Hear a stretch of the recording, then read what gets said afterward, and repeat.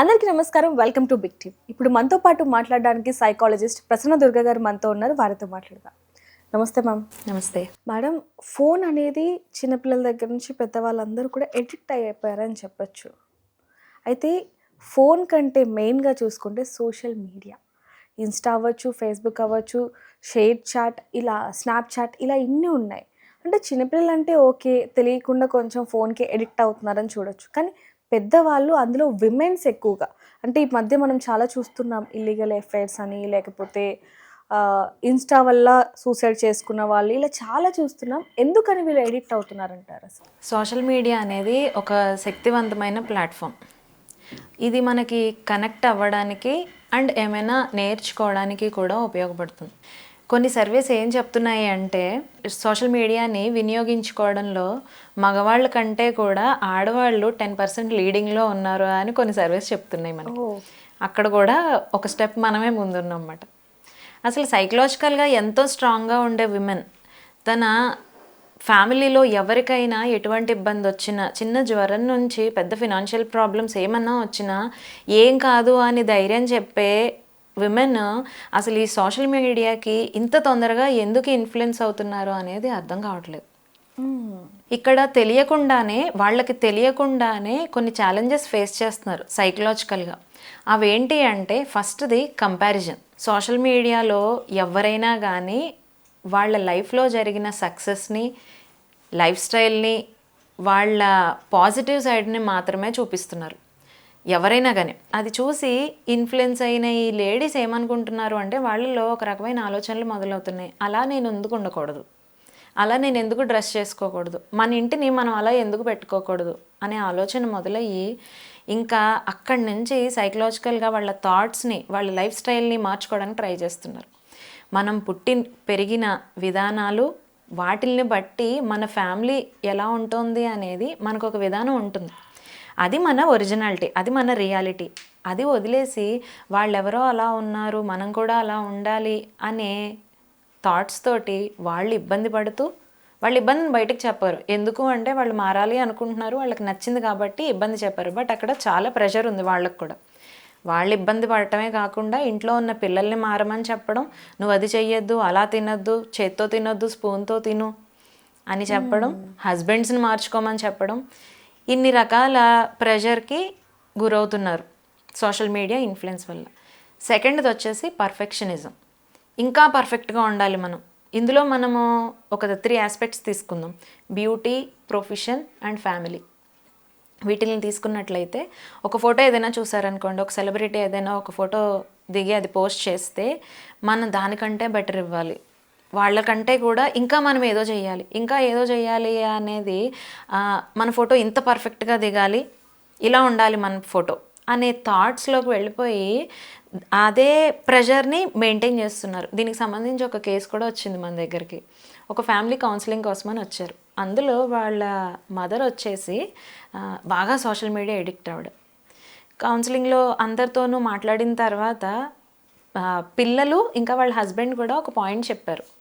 Madam, Sunday వచ్చింది అంటే special dishes చేసుకుంటాం, ఏదో ఒక స్పెషల్ రెసిపీ ఉంటుంది, అది మేము తిందాము అని అందరం కలిసి హ్యాపీగా కూర్చున్న తర్వాత ఆ డిష్ మీద మేము చెయ్యి వేసినా లేదంటే స్పూన్ పెట్టినా కానీ పెద్ద గొడవ జరుగుతుంది మా ఇంట్లో అన్నారు. అంటే అది ఫస్ట్ ఫోటో తీసి పోస్ట్ చేయాలి. ఎగ్జాక్ట్లీ ఇదే పాయింట్. నేను అన్నాను, అదేంటండి మరి వండుకున్నది తినడానికే కదా అని అడిగితే, లేదు మేడం, ఫస్ట్ మా మమ్మీ రెడీ అయ్యి వచ్చి ఆ డిష్ని ఫోటో తీసి స్టేటస్ స్టోరీయో పోస్ట్ చేసిన తర్వాత మేము దాన్ని టేస్ట్ చేయాలి.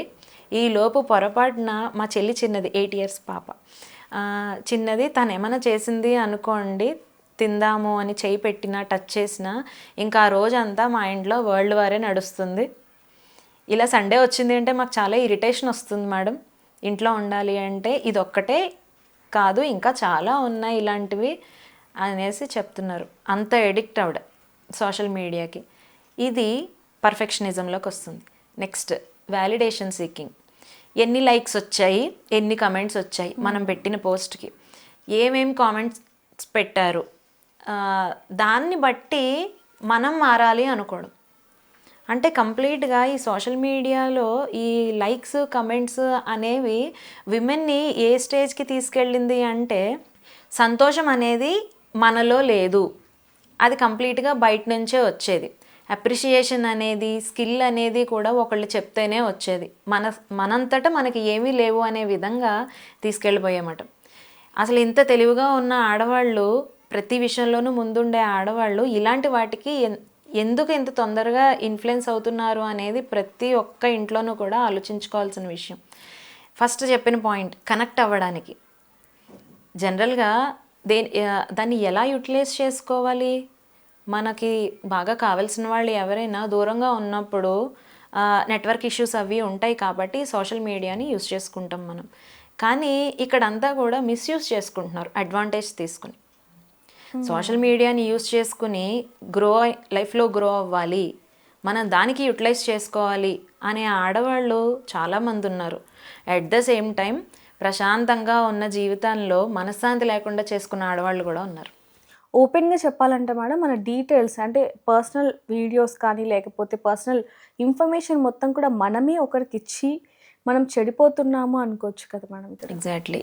అంటే మామూలుగా ఎందుకని ఎడిక్ట్ అవుతున్నారంటారు? ఎందుకంటే ఇందాక మీరు చెప్పినట్టుగా ఏది చేసినా సరే, ఒక ఎకేషన్ ఉన్నా, ఇంట్లో పూజ ఉన్నా, లేకపోతే స్పెషల్ గెస్ట్ వచ్చినా మొత్తం కూడా వీడియో తీసి ఖచ్చితంగా ఎడిట్ చేసి పోస్ట్ చేయాల్సిందే. అప్పుడు దాకా వాళ్ళు ఇంట్లో ఫుడ్ పెట్టరు, ఆ గెస్ట్ని కూడా సరిగ్గా పలకరిస్తారో లేదో అన్న విధంగా తయారవుతుంది. మనం చూస్తున్నాం కూడా. అంటే ఒక సెలబ్రిటీ అయిపోవాలన్న ఉద్దేశంతో ఇలా చేస్తున్నారు, లేకపోతే ఏంటంటారు? మనం వాళ్ళలో ఎందుకు ఉండకూడదు? ఒకటి మర్చిపోతున్నారు, ఏంటి అంటే మనకి రియాలిటీ అనేది ఒకటి ఉంటుంది, అది మర్చిపోయి ఫ్యాన్సీ లైఫ్ స్టైల్కి అలవాటు పడిపోవాలి అనుకోవడం అసలు ఎంతవరకు కరెక్ట్? నువ్వు కొన్నాళ్లే మెయింటైన్ చేయగలవు, కొన్నాళ్ళ తర్వాత నీ ఒరిజినాలిటీ ఎప్పటికైనా బయటకు వచ్చేదే కదా. ఇలాంటి వాటికి అన్నిటికీ కూడా కొంచెం దూరంగా ఉండాలి అంటే వీటికి పరిష్కారం ఏంటి అంటే 3 points. Mobile detox or social media detox.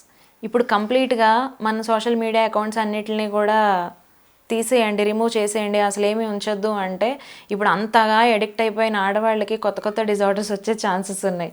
So దాని నుంచి కొంత డిస్ట్రాక్షన్ అనేది అవసరం. పర్టికులర్ టైమింగ్స్ అనేవి ఇప్పుడు పిల్లలకి ఎలా అయితే మనం స్క్రీన్ టైంని లిమిటెడ్గా చేస్తామో అట్ ద సేమ్ టైం మనం కూడా పెట్టుకోవాలి. ఆ బౌండరీస్ మనమే పెట్టుకోవాలి. 1 అవర్ 1.5 అవర్ చాలు, అంతకు మించి అవసరం లేదు. సెకండ్ థింగ్ ఏంటి అంటే రియాలిటీని గుర్తించగలగడం. సోషల్ మీడియాలో ఎవరైనా పాజిటివ్ సైడ్ని మాత్రమే చూపిస్తారు, దాని బ్యాక్గ్రౌండ్లో నెగిటివిటీ చాలా ఉంటుంది, వాళ్ళు పడిన కష్టం అవుతుంది, అదంతా చూపించరు. ఆ రియాలిటీని గుర్తుపెట్టుకోవాలి. మెయిన్గా మేడం, హస్బెండ్కి కూడా చాలా ఇబ్బంది అవుతుందని చెప్పొచ్చు. ఎందుకంటే ఒక వీడియో కోసం నాకు ఇది కావాలి అది కావాలి అని చెప్పి ఐఫై లైఫ్ని లీడ్ చేస్తున్నట్టుగా వీడియోలో చూపిస్తూ, ఒక వైపు నుంచి చూస్తేనేమో ఇంట్లో ఏమీ లేని పరిస్థితి కూడా ఉంటూ ఉంటాయి. ఇంత దారుణానికి ఒడిగడుతున్నారని చెప్పొచ్చు. ఒకవైపు ఫ్యామిలీ మొత్తం డిసప్పాయింట్ అయిపోతారు, వైఫ్ అండ్ హస్బెండ్ విడిపోతున్నారు. ఈ మధ్య మనం చూస్తున్నాం సోషల్ మీడియా ద్వారా ఎంతమంది విడిపోతున్న వాళ్ళు, హత్యలు చేసుకుంటున్న వాళ్ళు, మర్డర్ అవుతున్న వాళ్ళు కూడా చూస్తూ ఉన్నాం. అంటే ఇంతవరకు అవుతుందని చెప్పి అనుకోకుండానే స్టార్ట్ అవుతుంది ఇదంతా. జస్ట్ హాయ్ బాయ్ అన్నట్టే స్టార్ట్ అవుతుంది. ఇంకా వాళ్ళు లిమిట్స్ క్రాస్ చేసేసి ఇంకా ఫ్రెండ్షిప్ అది ఇది అనేటప్పటికి అవతల పర్సన్ని చూడకుండా కూడా చాలా దారుణాలు జరిగినవి కేసెస్ కూడా మనం చూసాము. రియాలిటీలోకి రావట్లేదు, అంతవరకు జరిగిన తర్వాత కళ్ళు తెరుచుకుంటున్నారు తప్ప అవతల పర్సన్ ఎలాంటి వాడు అనేది ముందైతే వీళ్ళు గెస్ చేయలేరు. సోషల్ మీడియా వల్ల వచ్చిన పరిచయాల వల్ల జీవితాలు నాశనం అయిపోయిన కేసెస్ చాలా ఉన్నాయి. అంటే కొన్ని ఫ్యామిలీస్ని మొత్తానికి డిస్టర్బ్ చేసేసే సిచ్యువేషన్లో ఉంది ఇప్పుడు. సో ఇలాంటి విషయాల మీద కొంచెం లేడీస్ జాగ్రత్తగానే ఉండాలి. అంటే మేడం, అంటే ఇంట్లో ఉన్న వాళ్ళు కావచ్చు, లేకపోతే వర్కింగ్ విమెన్స్ కావచ్చు, ఎక్కువగా వీటిని యూజ్ చేస్తున్నారని చెప్పొచ్చు. అంటే మనసులో ఉన్న బాధ చెప్పుకునే వాళ్ళు లేక, అంటే సోషల్ మీడియా ద్వారా ఎవరికైనా చెప్పుకోవాలనుకుంటున్నారా, లేకపోతే ఏంటి అంటారు అసలు? ఎమోషనల్ సపోర్ట్ అనేది ఎక్కడ దొరుకుతుందో వాళ్ళు దాని వైపే వెళ్తున్నారు. ఇందాక మనం ఒక పాయింట్ మాట్లాడుకున్నాం, ఇంట్లో ఉన్న హస్బెండ్ ఉన్నావా తిన్నావా అని కూడా అడగట్లేదు అనుకున్నాం. ఎవరో పరిచయమైన వ్యక్తి మన మీద కేర్ చూపిస్తుంటే వీళ్ళు ఏమనుకుంటున్నారు, అది ఏమైనా పర్మనెంటా? కాదు. కానీ అది తెలుసుకునే టైంకి జరగాల్సిన నష్టం అంతా జరిగిపోతుంది. నిజంగానే ఈ సోషల్ మీడియా ద్వారా అనేక పరిచయాలు ఏర్పడి లైఫ్ని స్పాయిల్ చేసుకొని ఇల్లీగల్ ఎఫైర్స్ పిల్లల్ని కూడా పట్టించుకోకుండా ఉన్నవి కూడా మనం చాలా చూసామని చెప్పొచ్చు. చివరిగా దీనికి ఏం చెప్తారు మేడం? సోషల్ మీడియా డీటాక్స్ అనేది ఖచ్చితంగా లిమిటెడ్గా పెట్టుకోవాలి. దానివల్ల సగానికి సగం ప్రాబ్లమ్స్ తగ్గుతాయి. ఇంకొకటి ఏంటి అంటే చూసి ఎంటర్టైన్ అవ్వడం వేరు, ఇన్ఫ్లుయెన్స్ అవ్వడం వేరు. ఎంటర్టైన్మెంట్ అనేది ప్రతి మనిషికే అవసరం. మనకున్న స్ట్రెస్కి, వర్క్ ప్రెషర్స్కి ఎంటర్టైన్మెంట్ అనేది పిల్లల దగ్గర నుంచి పెద్దవాళ్ళందరికీ కూడా ఆ చిన్న డిస్ట్రాక్షన్ అనేది చాలా అవసరం. కానీ అది కూడా ఎలా ఉంది, మనల్ని ఇన్ఫ్లుయెన్స్ చేసే విధంగా ఉందా, జస్ట్ మనం చూసి వదిలేస్తున్నామా దాన్ని అనేది మ్యాటర్. మనం తీసుకోవడంలో ఉంది అది. ఇంకొకటి ఏంటి అంటే ఇక్కడ చాలామంది విమెన్ అవతల వాళ్ళ నుంచి వచ్చే అప్రిషియేషన్ని వీటిని పట్టించుకుని తనలో ఉన్న స్ట్రెంగ్త్స్ని మర్చిపోతున్నారు. వాళ్ళల్లో ఉన్న స్కిల్స్ని బయటకు తీయకుండా వాళ్ళలాగే మనం చేయాలి. లైఫ్ని కూడా మర్చిపోతున్నారని చెప్పొచ్చు మేడం. అసలు కంప్లీట్గా వేరే డైవర్షన్ అయిపోతుంది లైఫ్ అంతా కూడా. అసలు ఆ కైండ్ ఆఫ్ యూ టర్న్స్ అసలు ఎక్కడా చూడలేదు అన్నమాట. ఒక వైపు నుంచి చూస్తే మేడం హస్బెండ్ వర్షన్ వచ్చేసి వాళ్ళు మాత్రం లేదు మేము కేరింగ్గా చూసుకుంటాను, తనని చాలా బాగా చూసుకుంటాను, అడిగిందల్లా ఇప్పిస్తాను, కానీ తను ఎందుకు ఇలా చేసిందో అంటూ ఉంటారు. మరి దీనికి సంబంధించి ఏం చెప్తారు? ఫస్ట్ నుంచి కూడా అంటే అది ఆ రోజుకి అప్పటికప్పుడు వచ్చేసే ఇది ఆలోచన అయితే కాదు, ఎప్పటి నుంచో జరుగుతూ ఉండాలి. ఆ ఫ్యామిలీలో కూడా ఏం జరుగుతుందో మనకు కూడా తెలియాలి కదా. చెప్పడం ఒక ఇన్సిడెంట్ జరిగిపోయిన తర్వాత ఎవరైనా ఇలాగే మాట్లాడతారు, కానీ అక్కడ ఏం జరుగుతుంది అనేది రియాలిటీలోకి వెళ్ళి మనం ఎవరూ చూడలేదు కదా. సో అంత ఈజీగా జడ్జ్ చేయడం అనేది కరెక్ట్ కాదు.